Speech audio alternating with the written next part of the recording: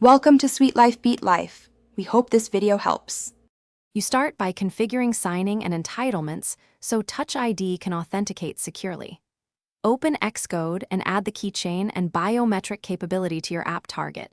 This registers necessary entitlements. Once done, make sure your app ID in the Apple Developer Portal has the same capability and that your provisioning profile includes it.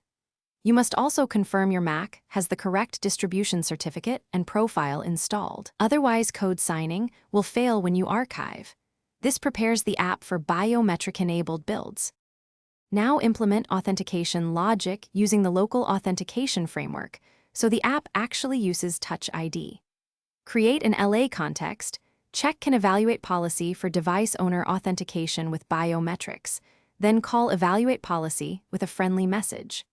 Handle success by unwrapping credentials or tokens.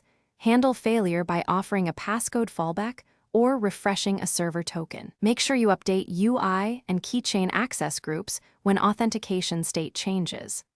Once implemented, run thorough tests on devices that have enrolled fingerprints, because the simulator won't fully emulate every biometric edge case.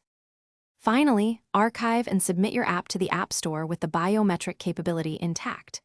In Xcode, choose generic iOS device, archive, then validate signing and export, or upload directly with organizer or transporter. Once uploaded, complete App Store Connect fields and enable appropriate privacy descriptions so reviewers understand why you use Touch ID. Distribute via test flight and verify authentication flows on multiple devices. If things go wrong, check console logs and ensure the provisioning profile used to sign the archived build actually includes the biometric entitlement. Mismatched profiles cause silent failures. Thanks for watching. Consider subscribing if we helped you.